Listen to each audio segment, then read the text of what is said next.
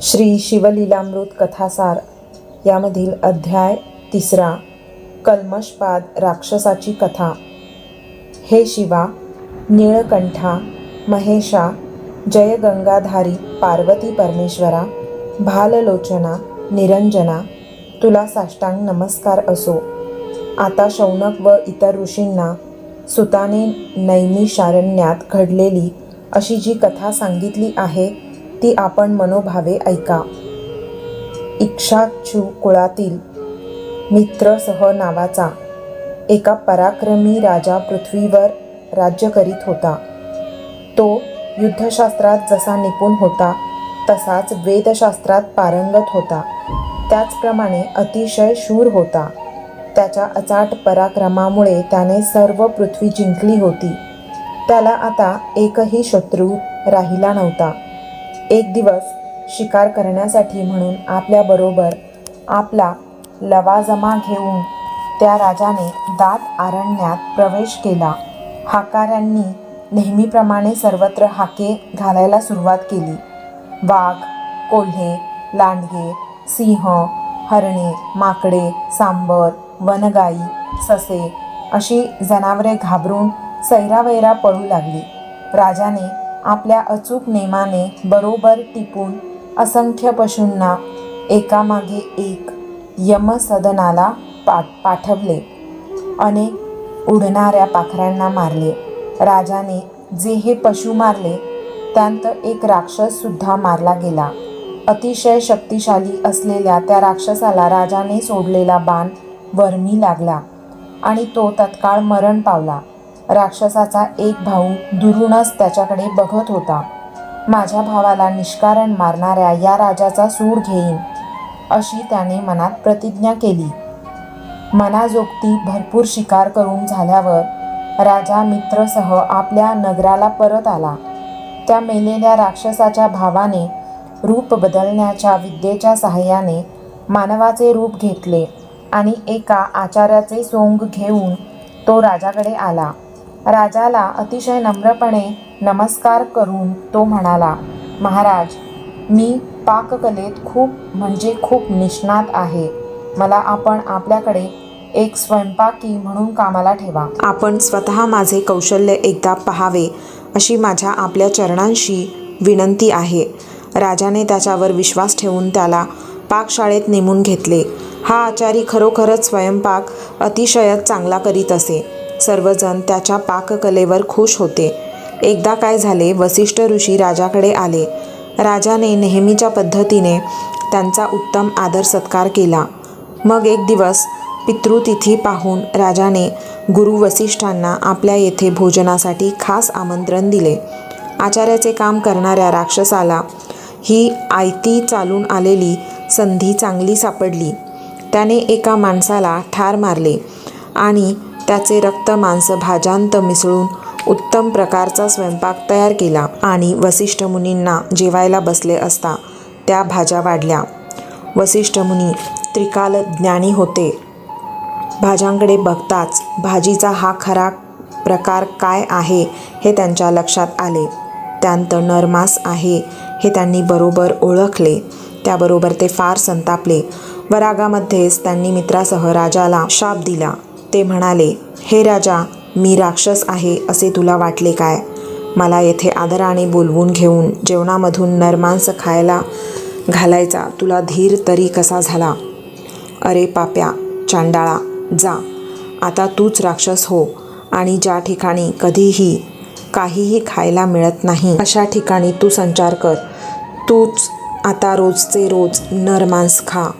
मित्रसह राजा नम्रपणे मुनींना म्हणाला, गुरु महाराज, मी जाणून बुजून आपल्याला नरमांस कसे वाढेन? मग शिपायाकडे वळून राजा म्हणाला, शिपाई, तो नवीन आचारी कुठे आहे? त्याला लगोलग पकडून माझ्यासमोर आणा। सेवकांनी लगेचच धावत पाकशाळेत प्रवेश केला, पण तो नवीन नेमलेला आचारी मानवरूपातील तो राक्षस पळून गेला होता। या प्रसंगाने राजाही फार संतापला। आपण याबाबत अज्ञानी व निर्दोष असताना आणि आचाराचा दोष असताना गुरु वसिष्ठांनी खरे खोटेपणाची खात्री करून न घेताच आपल्याला शाप दिला।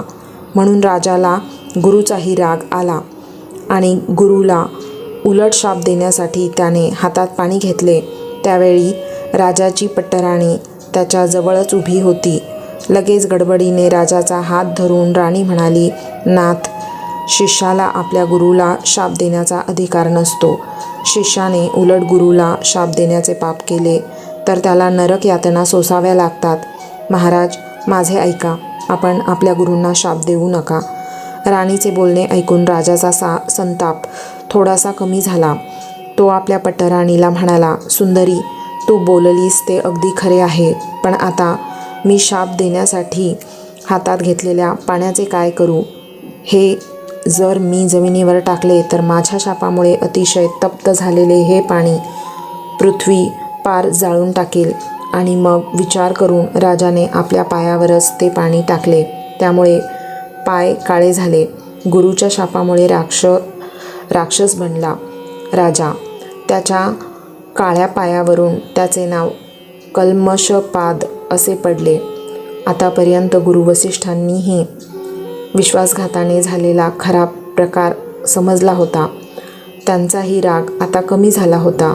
ते म्हणाले, राजा, माझे एकदा उच्चारलेले शब्द खोटे होणार नाहीत.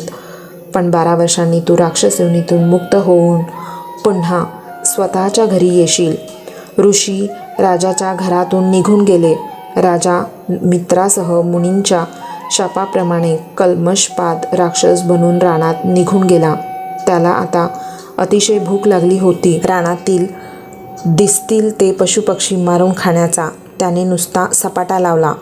तो राक्षस कल्मषपाद अतिशय अवाढव्य शरीराचा होता. त्याच्या कपाळावर शेंदूर फासलेला, मोठमोठे पांढरे सुळे तोंडाबाहेर आलेले, अतिशय भयानक आणि क्रूर चेहरा असलेला तो राक्षस मिळेल ते प्राणी आपल्या तोंडात टाकत चाललेला होता. जाता जाता रस्त्यातच त्याला एक 12-13 वर्षांचा कोवळा ब्राह्मण आपल्या 9-10 वर्षांच्या नवपरिणीत पत्नीबरोबर खेळण्यात, गप्पा मारण्यात दंग झालेला समोरच दिसला. एकदम राक्षसाने झडप घालून आपल्या अवाढव्य पंजात त्या ब्राह्मण कुमाराला पकडले. त्याची नवपरिणीत पतिव्रता पत्नी हात जोडून कल्मषपदाच्या राक्षसाला म्हणाली, अरे, तू मित्रसह राजा आहेस. मी ओळखले आहे तुला. राजा, तू खूप खूप पुण्यवान आहेस. गोब्राह्मणांचे पालन करणारा धर्मशील असा राजा आहेस. कृपा कर, माझ्या पतीला मारू नको. मी तुझ्यापुढे पदर पसरते. माझ्या पतीला सोडून दे. ब्रह्महत्येचे पातक तू आपल्या शरीरावर घेऊ नकोस. नरकाचे साधन करून ठेवू नकोस. तुझ्या पुढील आयुष्यातील भल्यासाठी तरी सोड माझ्या पतीला. पण त्या क्रूर अशा राक्षसाला तिची अजिबात दया आली नाही. त्याने त्या ब्राह्मणाला त्याच्या पत्नी देखतच ठार मारून खाऊन टाकले आणि त्याची हाडे त्या पतिव्रता पत्नीसमोर टाकून दिली. आपल्या नवविवाहित पतीचा डोळ्यादेखत झालेला मृत्यू पाहून त्या चिमण्या पतिव्रतेने अपार शोक केला. ती अतिशय संतापून राक्षस बनलेल्या राजाला म्हणाली, राजा, तू खूप खूप दुष्ट आहेस. माझे सौभाग्य तू माझ्या डोळ्यादेखत लुटले आहेस. तेव्हा आता ऐक, तू शापमुक्त होऊन घरी जाशील, पण तुला घरी सुख लाभणार नाही. घरी गेल्यावर तुझ्या पट्टराणीबरोबर किंवा कोणत्याही स्त्रीबरोबर तू रतिसुखात जेव्हा दंग होशील त्यावेळी तुझा प्राण जाईल. असा शाप या कल्मषपाद राक्षसास देऊन ती ब्राह्मण स्त्री पतीच्या हाडांना मांडीवर घेऊन सती गेली. हळूहळू वर्षे निघून गेली. 12 वर्षांनी वसिष्ठ मुनींनी सांगितल्याप्रमाणे त्यांनी दिलेल्या शापापासून मुक्त होऊन राजा मित्रसह आपल्या नगराला परत गेला. राजाला परत नगरात आलेला पाहताच पट्टराणी मदयंती व इतर स्त्रिया मोठ्या आनंदाने त्याला सामोऱ्या गेल्या. पण राजा मात्र अतिशय दुःखी दिसत होता. मदयंती राणीने अत्यंत प्रेमाने त्याच्या दुःखाचे कारण विचारले. तेव्हा त्यांनी जंगलामध्ये घडलेली सारी हकीकत राणीला सांगितली. हे ऐकल्याबरोबर राणी वशात हाहाकार माजला. आता राजाचा वंशवेल वाढणार नव्हता. सर्व सुखे आता राजाच्या समोर हजर असताना त्याचा उपभोग त्याला घेता येणार नव्हता. राजाला मऊ परांची शय्यासुद्धा आता अग्नीसारखी अतिशय दाहक बनणार होती. परंतु राणीने आपला शोक आवरून राजाला म्हटले, नाथ, आपण आपले ब्रह्मचर्य पाळून आपल्या प्राणांचे रक्षण करा, पण आम्हाला सोडून निघून जाऊ नका. असेच दुःखात दिवस चालले होते. राजा एखाद्या माशासारखा मनातून दिवसरात्र तळमळत होता. एखाद्या पिंजरात कोंडलेल्या वाघाप्रमाणे किंवा दात पाडलेल्या सापाप्रमाणे किंवा वेसण घातलेल्या एखाद्या दरवेशाच्या अस्वलाप्रमाणे तो दीनदुबळा झाला होता. काय करावे हे त्याला अजिबात सुचत नव्हते. शेवटी आपला वंश चालवण्यासाठी त्याने धर्मशास्त्र पाहिले आणि त्यांत सांगितल्याप्रमाणे शास्त्राप्रमाणे गुरु वसिष्ठांपासून राणी मदयंतीला सुंदर पुत्र झाला. त्यामुळे मित्रसह राजाचा वंशक्षय झाला नाही. राजाला मात्र आता आपले घर म्हणजे अरण्यासारखे वाटत होते. सर्व सुखोपभोग त्याने आता सोडून दिले होते. आपली कर्मगती गहन आहे आणि आपले कर्मफल भोगल्याशिवाय यातून आपली सुटका नाही. तेव्हा आता देवाला तरी दोष देऊन काय उपयोग होणार आहे, असा विचार मनात करीत उदासपणे तो रानांत सतत एकटाच हिंडत होता. आपल्या पाठीमागे आपल्या बापाचे पिशाच्च उभे राहिलेले आहे आणि ते आपला पिच्छा अजिबात सोडत नाही. आपल्यावर संतापून ते सतत दात ओठ खात असते, असे राजाला मनामधून जाणवत होते. शापातून मुक्ती मिळवण्यासाठी राजाने अनेक व्रते केली, अपार दान केले. एकदा असाच विषण्ण मनाने एकटाच फिरता फिरता राजा मिथुला नगरीजवळ आला. नगरी भोवतालचे रान त्याने पाहिले. ते फारच सुंदर होते. त्या रानात चंपक, जाई, जुई, मालती बहरल्या होत्या. त्यांच्या उमललेल्या फुलांचा सर्वत्र सुवास दरवळत होता. वड, पिंपळ, औदुंबर, बकुळ, देवदार यांचे मोठे मोठे वृक्ष तेथे अतिशय डौलात उभे होते. भरपूर लगडलेल्या फळाफुलांनी झाडे वाकली होती. राजा विश्रांती घेण्यासाठी थोडा वेळ त्या रानांत थांबला.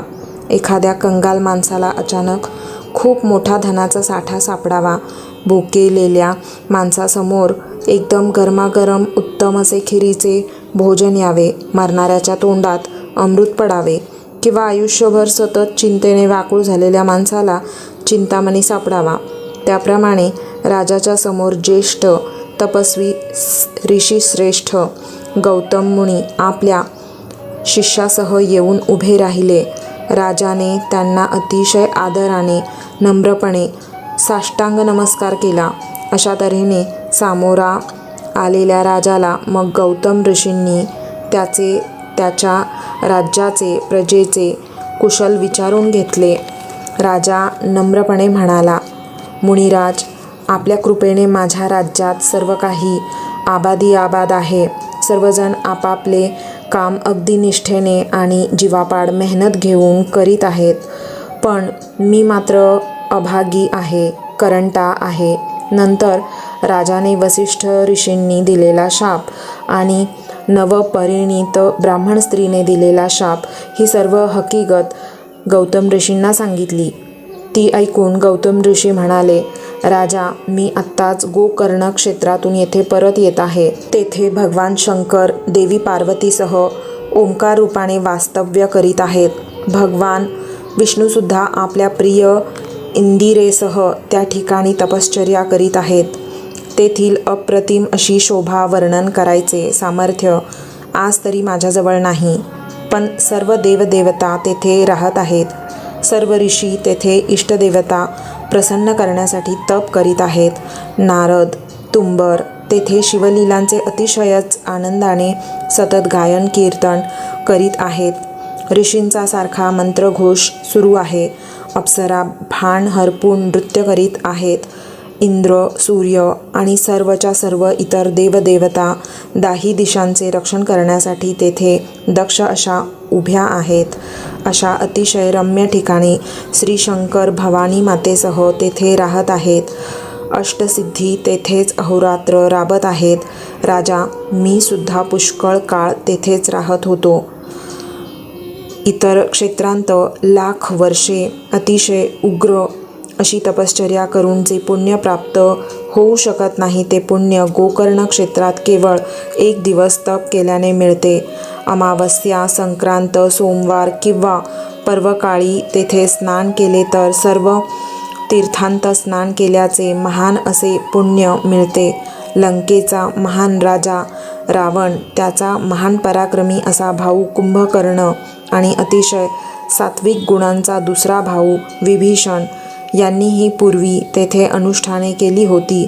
हे लिंग रावणाने कैलास पर्वतावरून तेथे आणले असून स्वतः गणपतीने त्याची स्थापना या ठिकाणी केलेली आहे. त्याची कथा अशी आहे. रावणाची आई अतिशय धर्मपरायण स्त्री होती. शिवलिंगाची पूजा केल्याशिवाय आपल्या तोंडात पाणीही घालत नसे. 5 धान्यांचे पीठ करून ती आपल्या घरीच एक शिवलिंग बनवीत असे आणि रावणाचे कल्याण व्हावे म्हणून रोज त्याची प्रार्थना करीत असे. पण एकदा तिने केलेले 5 धान्यांचे शिवलिंग शत्रूंनी समुद्रांत नेऊन टाकले. झाले त्या क्षणापासून रावणाच्या आईने अन्न पाणी घ्यायचे बंद करून टाकले. त्याबरोबर रावण आपल्या आईला म्हणाला, आई, तू ह्या असल्या साध्या लिंगासाठी उपास कशाला करतेस? थांब, मी स्वतः कैलास पर्वतावर जातो आणि भगवान शंकराचे खरे आत्मलिंग घेऊन येतो. आणि मग रावणाने उग्रतप सुरू केले. सारखा शिवलीलांचे गुणवर्णन आपली 10 तोंडे उघडून तो करू लागला. आपले शिर स्वतः आपल्याच हातांनी तोडून त्यातील शिरांचे तंतू वाद्याला जोडून ते वाजवीत रावण निष्ठेने एकसारखा शिवाचे गुणगान करीत होता. त्याची ती असीम अशी भक्ती पाहून शंकर प्रसन्न झाले आणि रावणाला म्हणाले, रावणा, मी तुझ्यावर प्रसन्न आहे. काय हवे आहे तुला? माझ्याकडून आता मागून घे. तेव्हा रावण भगवान शंकराला म्हणाला, शंकरा, मला तुमचे आत्मलिंग द्या आणि या जगांत सर्वांत सुंदर असलेली एक स्त्री द्या. भोळा शंकर रावणाचे ते मागणे ऐकून लगेच तथास्तु म्हणाला आणि कोटी कोटी चंद्र सूर्य ज्याच्यावरून ओवाळून टाकावेत असे तेजस्वी आत्मलिंग अगदी सहजतेने त्यांनी रावणाच्या हातात दिले.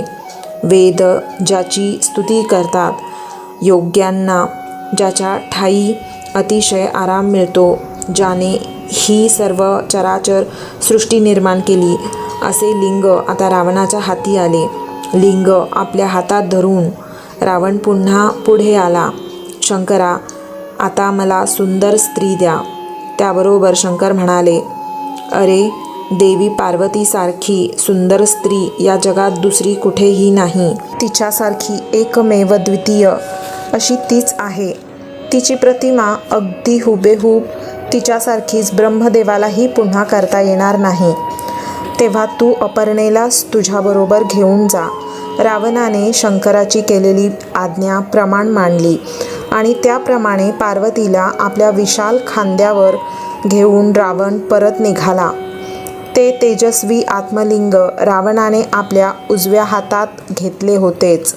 इकडे रावण लंकेकडे निघाला आणि तिकडे कैलासावर गणेश, कार्तिक, स्वामी, नंदी सर्वजण शोकसागरात बुडाले.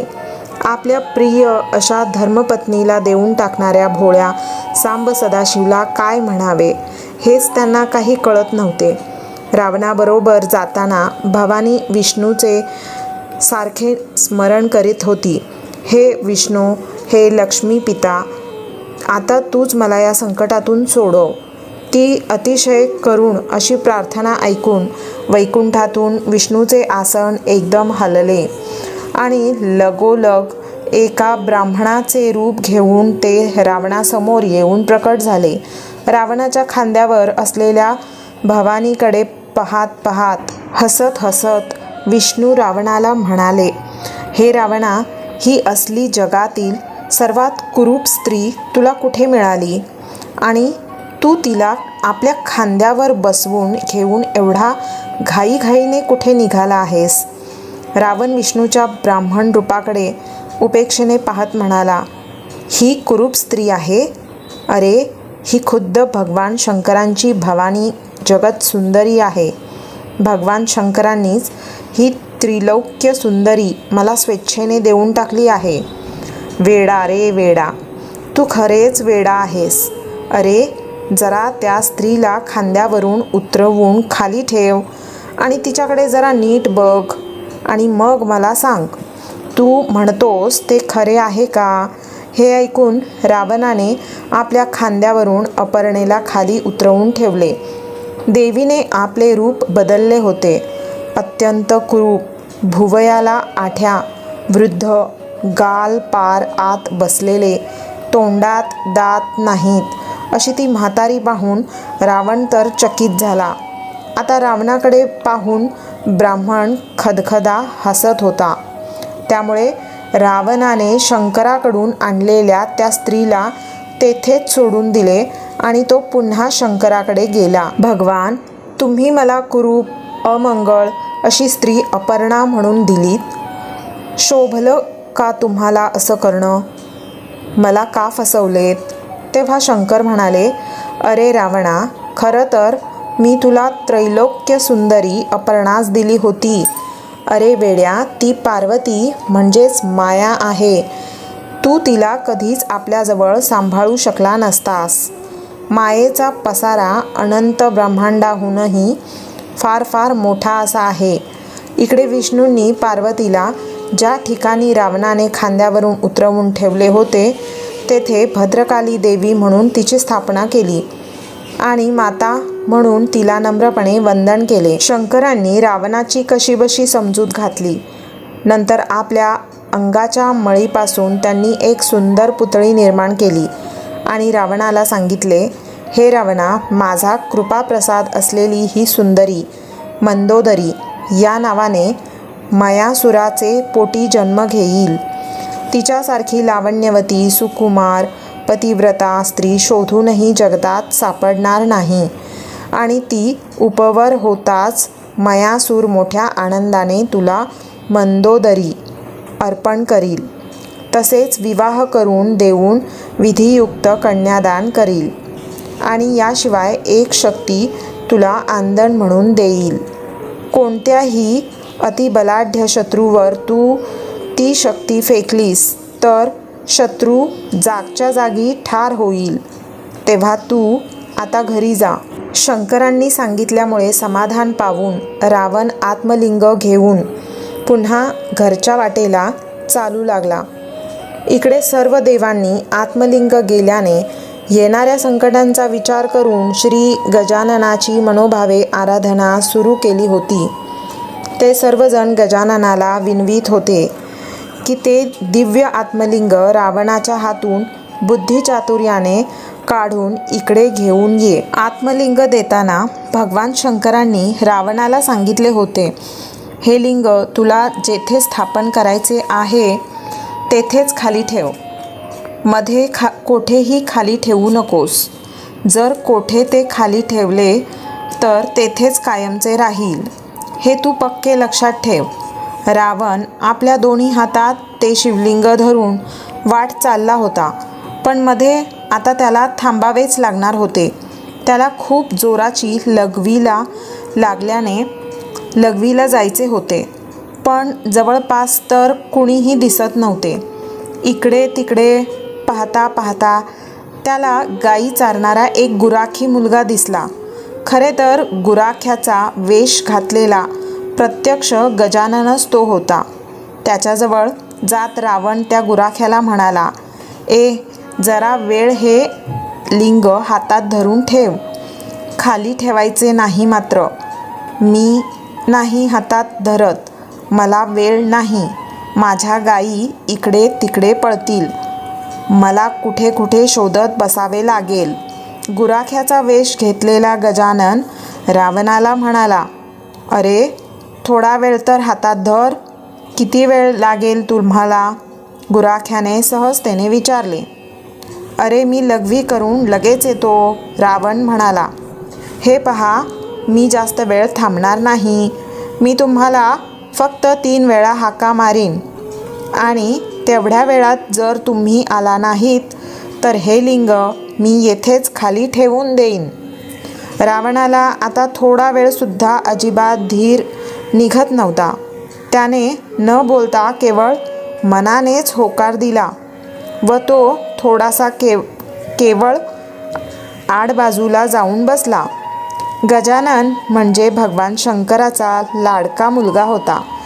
गणपती म्हणजे प्रत्यक्ष बुद्धीची देवता. हातात विनासायास परत आलेले दिव्यलिंग तो रावणाला परत थोडेच देणार होता. ते रावणाकडून परत मिळवण्यासाठीच तर हा सारा खटाटोप केला होता. गजाननाला लांबून बसलेला रावण चांगला स्पष्ट दिसत होता. एक घटिका पूर्ण झाली आणि गजाननाने हाक मारली, रावणा, त्या पहा बरं, माझ्या गायी रानामाळ गेल्या रे. आपले हे लिंग तुझे तू परत घे. रावणाने हात वर करून त्याला आणखी थोडा वेळ थांब असे म्हटले. पण आता दुसरी घटिका भरली तेव्हा पुन्हा गजाननाने पुन्हा आरोळी मारली आणि रावणाला लवकर येऊन लिंग घेण्यास सांगितले. पण छे, आज काय झाले होते कोणास ठाऊक. त्याला लवकरच काय, पण इतका वेळ झाला तरीही उठताच येईना. 3 घटिका भरल्या आणि गजाननाने पुन्हा रावणाला तिसरी आणि शेवटची हाक मारली आणि रावण तोपर्यंत परत लिंग घेण्यास न आल्यामुळे हातातले आत्मलिंग त्याने जमिनीवर ठेवून दिले. ते पाहताच हातपाय धुवून शुद्ध न होताच रावण तेथे धावतच आला आणि ते लिंग जमिनीवरून वर उचलण्याचा प्रयत्न करू लागला. पण ते सहजतेने उचलता आले नाही. म्हणून मग आपली सारी शक्ती त्याचे खर्ची घातली. पण छे, लिंग आता पृथ्वीचाच एक भाग झाले होते. ते रेसभरसुद्धा जागचे हलले नाही, वर आले नाही की बाजूला सरले नाही. रावण या नादात असताना गुराख्याच्या वेशात तेथे आलेला गजानन गुप्त झाला होता आणि त्याच्या चरत असणाऱ्या गायीही जमिनीत शिरून लपत होत्या. रावणाने गायी पाहिल्या आणि गायी धरण्याचा प्रयत्न केला. तेव्हा लपता लपता एका शेवटच्या गायीचा एका कान रावणाच्या हातात सापडला. रावणाने त्या गायीचा कान धरून वर ओढण्याचा आपल्या सर्व शक्तीनिशी प्रयत्न केला, पण त्याला काहीही जमले नाही. मग नाईलाज झाल्यामुळे रावणाने तेथेच श्री शंकराची पूजा केली. तेव्हापासून त्या क्षेत्राला गोकर्ण महाबळेश्वर असे नाव पडले. नंतर रावणाची आईही रोज तेथे येऊन आत्मलिंगाची पूजा करीत असे. हे भगवान शंकराचे मुख्य आत्मलिंग आहे याची सर्वांना जाणीव होती. त्यामुळे देव, ऋषी, यक्ष, गंधर्व हे सर्वजणसुद्धा तेथे पूजा करण्यासाठी येत असत. रावणाने सुद्धा त्यानंतर आपल्या बंधूसह गोकर्ण महाबळेश्वरला अनुष्ठान केले होते. त्यामुळे प्राप्त झालेल्या शक्तीमुळे त्यांनी देवांना जिंकून आपल्या घरी कामाला लावले होते. पुढे भगवान शंकराने रावणास सांगितल्याप्रमाणे मायासुराने आपली कन्या मंदोदरी रावणाला दिली. त्याचबरोबर रावणाला अमोप शक्तीही दिली. या विवाहामधूनच रावणाचा वंश वाढला. त्याला लाख पुत्र आणि 1.25 लाख नातू झाले. इंद्रजितासारखा अतिशय पराक्रमी पुत्र मंदोदरीने दिला होता. अनुष्ठानामुळे त्याला अपार संपत्ती व अपार सत्ता प्राप्त झाली होती. राजा अशा या गोकर्ण महाबळेश्वर क्षेत्राचे वर्णन सुरसतेने ब्रह्मदेवालाही करणे शक्य झाले नाही. तेथे मी आणखी काय करणार.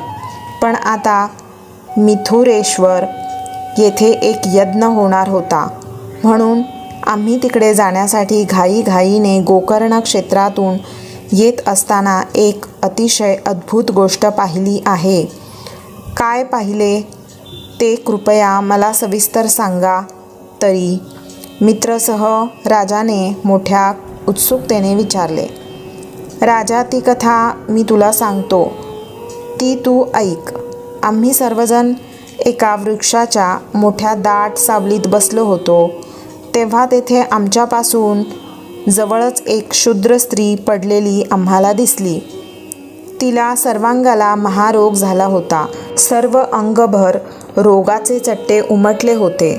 जखमांतून खूप किडे वळवळत होते. तिच्या अंगाची सर्वत्र भयंकर दुर्गंधी सुटली होती.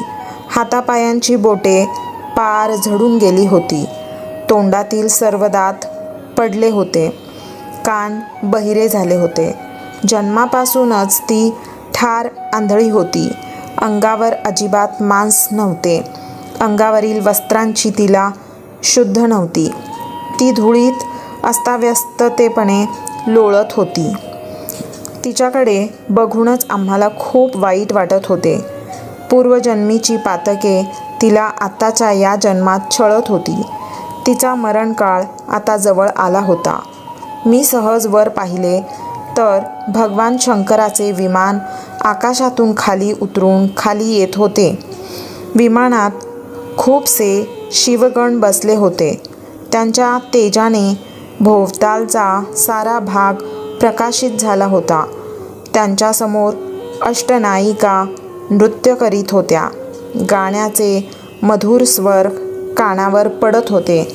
विमान खाली आल्यावर मी विमानातून आलेल्या शिवगणांना विचारले, आपण कोणाचा उद्धार करण्यासाठी येथे आला आहात? तेव्हा शिवदूत म्हणाले, त्या चांडाळ स्त्रीचा. त्या धुळीत लोळत असलेल्या स्त्रीला कैलासावर नेण्यासाठी आम्हाला साक्षात भगवानांनी पाठवले आहे. त्यांचे उत्तर ऐकून मला फार आश्चर्य वाटले.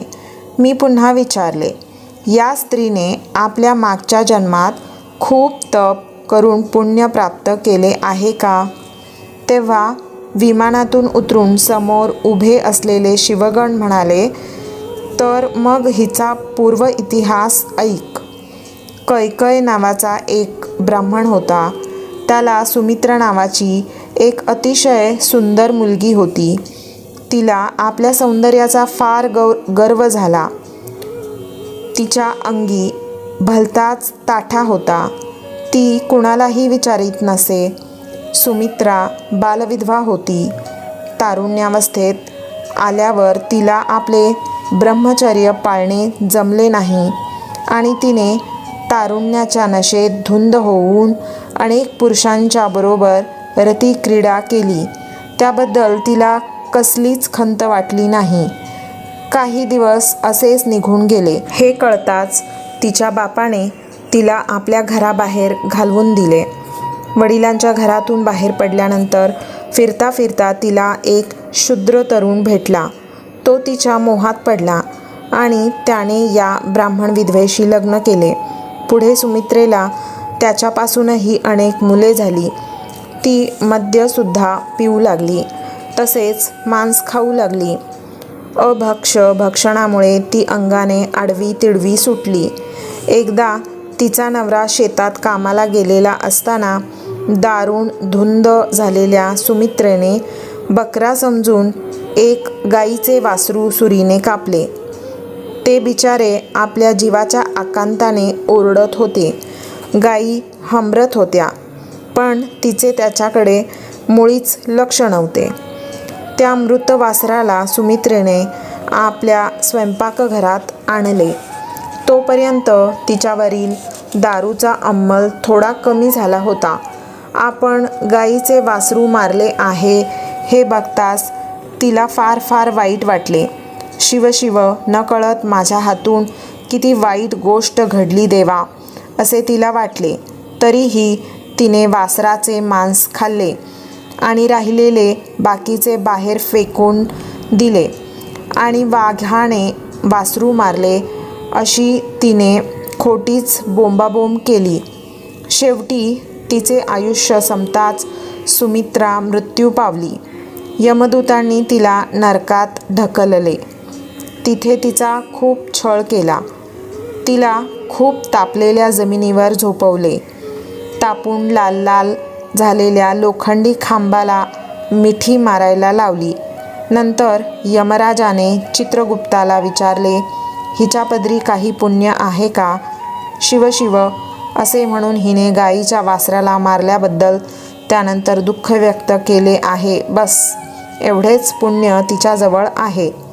नंतर यमराजांनी तिला मृत्यूलोकात मानव जन्मांत पण शूद्र जातीत लोटून दिले. जन्मतःच ती आंधळी झाली होती.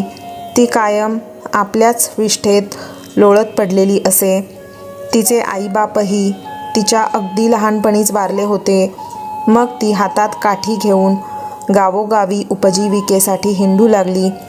एकदा महाशिवरात्रीला लोकांची दिंडी गोकर्ण महाबळेश्वरला निघाली असताना ही चांडाळीन तशा अवस्थेतच त्या यात्रेत सामील झाली होती.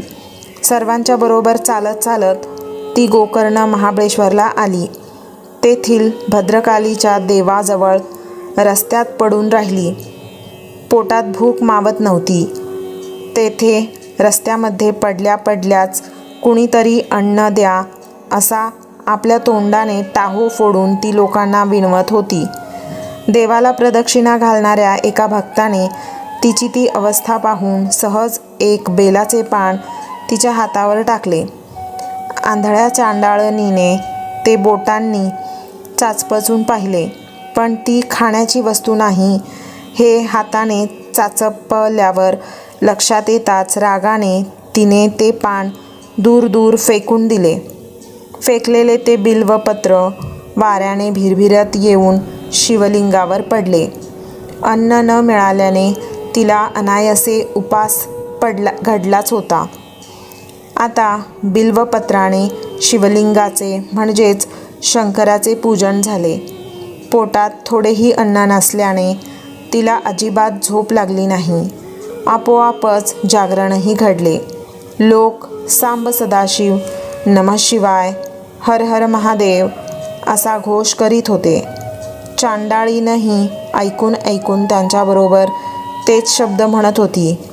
तीच ही चांडाळीन आहे असे सांगून त्या शिवदूतांनी चांडाळणीला हात धरून उठवून बसवले. शिवगणांचा तिला स्पर्श झाला. त्याबरोबर तिला दिव्यरूप प्राप्त झाले. आपली पूर्वजन्माची पातके आता तिला पुन्हा पुन्हा आठवू लागली आणि त्याबद्दल ती सारखा पश्चाताप करू लागली. पश्चातापाने ती पावन झाली आणि शंकराचे नामस्मरण करू लागली. अंती पुण्यसंचयाने ती शिवपदाला जाऊन पोहोचली. ती शूद्र चांडाळीन खूपच भाग्यवंत आहे असे म्हणायला हवे. राजा मित्रसह गौतम ऋषींना म्हणाला. तेव्हा गौतम ऋषी राजा मित्रसह यास म्हणाले, होय राजा, गोकर्ण महाबळेश्वरला गेल्यामुळे आणि भजन पूजन जागरण आपोआप घडल्यामुळे ती स्त्री उद्धरून गेली. हे खरोखरच खरे आहे. म्हणून तुम्ही आता त्या क्षेत्री जा आणि तेथे राहून पार्वती परमेश्वराची मनोभावे पूजा करा. त्यामुळे तुलाही मुक्ती मिळेल हे निश्चित. एवढे बोलून जनक राजाने आरंभिलेल्या यज्ञासाठी गौतम मुनी घाईघाईने पुढे मिथिला नगरीला निघून गेले. गौतम ऋषींनी सांगितल्याप्रमाणे राजा मित्रसह लगेच गोकर्णी क्षेत्रात जाण्यासाठी निघाला. शिवरात्रीला उपवास आणि जागरण करून त्याने दिव्य अशा शिवलिंगाची मनोभावे पूजा केली. त्यामुळे शंकर राजा मित्रसह याच्यावर प्रसन्न झाले. शंकरांनी राजाकडे कृपादृष्टीने पाहताच त्याच्या हातून घडलेले ब्रह्महत्येचे पातक नष्ट झाले. त्यामुळे राजा निर्दोष झाला. त्यामुळे मग कैलास पर्वतावरून राजाला नेण्यासाठी आकाशातून अतिशय दिव्य असे विमान आले. विमानात अतिशय तेजस्वी शिवगण बसलेले होते. सर्वत्र सुगंध दरवळत होता. मंगल अशी वाद्ये वाजत होती. स्वर्गीय पुष्पांचा आकाशातून विमानावर व राजावर वर्षाव होत होता.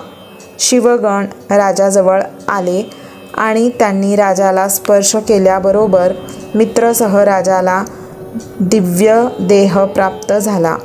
मग त्या राजाला सर्व शिवगणांनी विमानात बसवून त्याला मिरवत मिरवत कैलासावर शिवपदापाशी पाठविले.